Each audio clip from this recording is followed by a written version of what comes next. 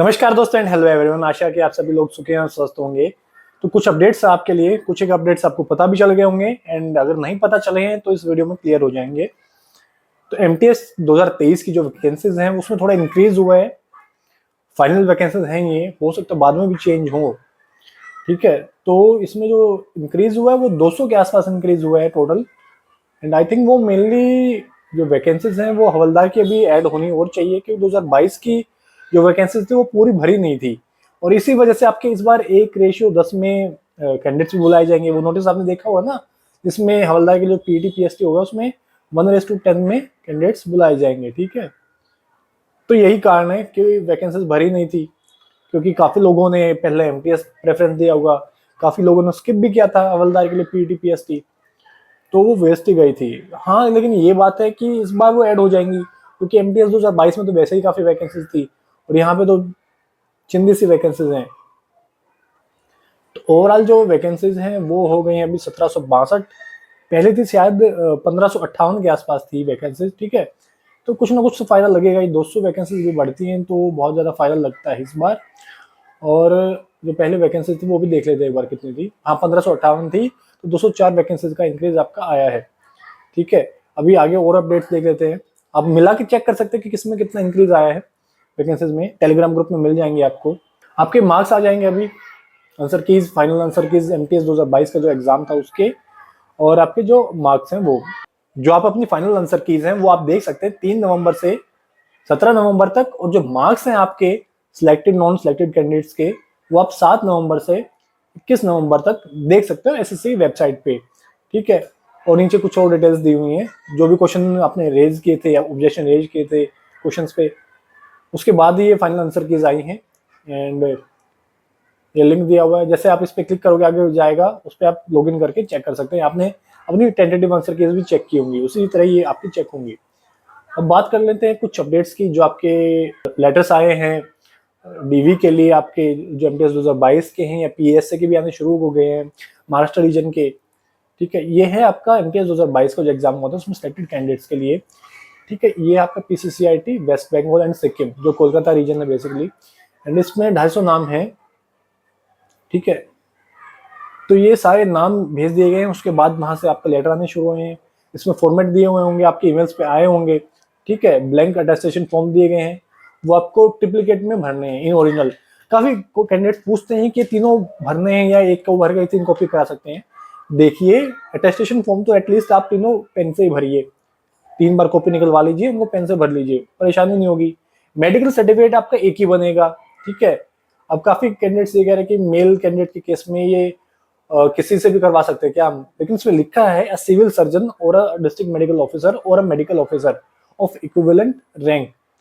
Medical officer हैं, उनका ओहदा जो है, उनका पदवी जो है मेडिकल ऑफिसर या उसके इक्वल है, या फिर आपके सिविल सर्जन है, जो आपके डिस्ट्रिक्ट हॉस्पिटल होता है ना उसका हेड होता है civil surgeon, DMO, CMO, chief medical officer. ठीक है, तो उनसे आप जाके बनवा सकते हैं। टेस्ट तो आपके बाकी जो वहाँ लैब होंगी या डॉक्टर्स होंगे वही करेंगे, लेकिन मेन फाइनल साइन इनके ही होते हैं।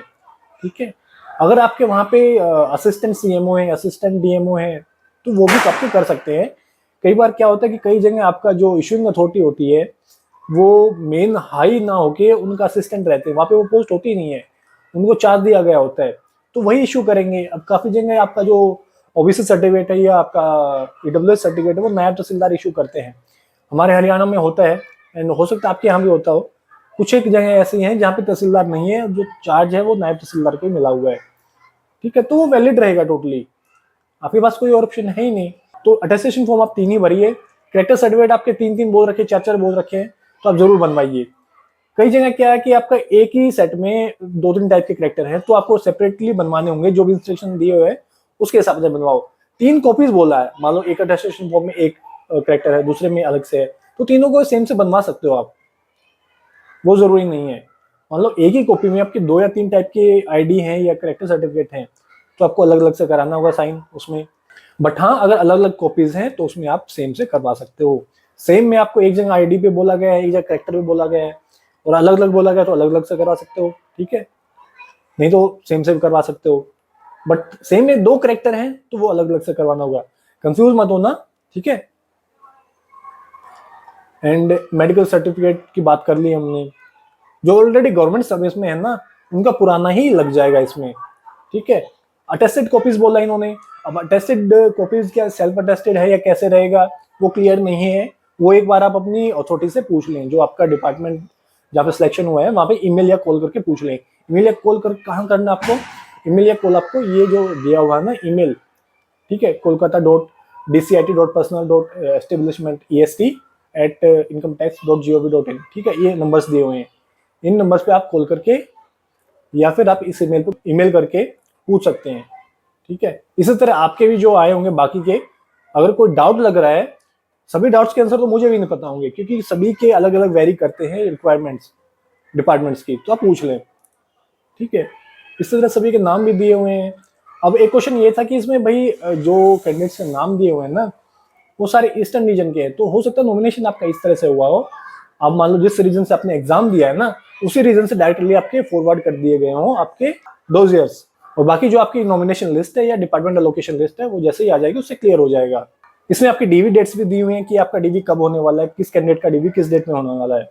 बैच वाइज दी गई है, 13 नवंबर है, ये 13 नवंबर है, 14 नवंबर है। तो अगर कोई कैंडिडेट इस डेट पर नहीं जा पा रहा है तो डिपार्टमेंट में कॉल कीजिए, कॉन्टैक्ट कीजिए, ईमेल कीजिए कि सर मैम मेरा ये इशू है, इस वजह से मैं नहीं आ पाता हूँ, मुझे 2, 3, 4, 5 दिन का टाइम मिल सकता है क्या, वो देते हैं टाइम। इसी तरह और भी आपके लेटर आए हैं, ये आपका CPWD से आया है, ठीक है, ये भी वहीं ईस्टर्न रीजन का है। बाकी रीजन से भी आपके आ रहे हैं, ठीक है, जरूर नहीं मैं भी सभी शो कर पाऊंगा आपको, ठीक है।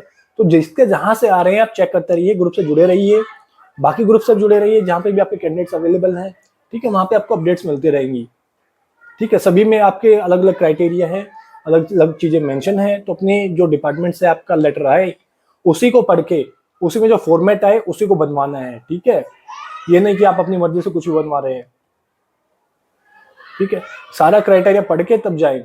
बाकी हमने वीडियोस बनाई हैं अटेस्टेशन फॉर्म वगैरह पे, वो भी आप देख लें, ठीक है। सबका डीवी डेट्स भी दिए हैं और एलोकेटेड स्टेट है, ठीक है, उसी तरह दिया हुआ है इन्होंने, किसका कौन सा एलोकेटेड स्टेट है उस हिसाब से दिया हुआ है इन्होंने। और ये कुछ और अपडेट्स है, ये आपका पालघर से आया है PSA के लिए, तो ये भी अपॉइंटमेंट लेटर आने शुरू हो गए हैं आपके, ठीक है। और ये एक कैंडिडेट को बुलाया गया है 6 नवंबर, या कुछ और कैंडिडेट्स भी हो सकते हैं, तो इस केस में इतना जल्दी पॉसिबल नहीं है। तो आप एक काम करिए, डिपार्टमेंट में कॉन्टैक्ट कीजिए, देन उनसे रिक्वेस्ट कीजिए कि मैं क्या बाद में भी आ सकता हूँ। नहीं बोलते हैं तो वो फिर तो आपको जाना ही पड़ेगा, कैसे भी करके बनवाइए, जॉब का सवाल है, ठीक है, जॉब आपको मिलेगी, डोंट वरी। ये आपका आ गया लखनऊ से, ठीक है, MTS 2022 एग्जाम के थ्रू सिलेक्टेड कैंडिडेट के लिए, इनका सेम डेट दिया हुआ है। आई थिंक ये स्क्रीनशॉट और पहले वाला स्क्रीनशॉट सेम ही है, वो ईमेल है, ये ईमेल में आया हुआ लेटर है, आगे दिए हुए हैं आपके।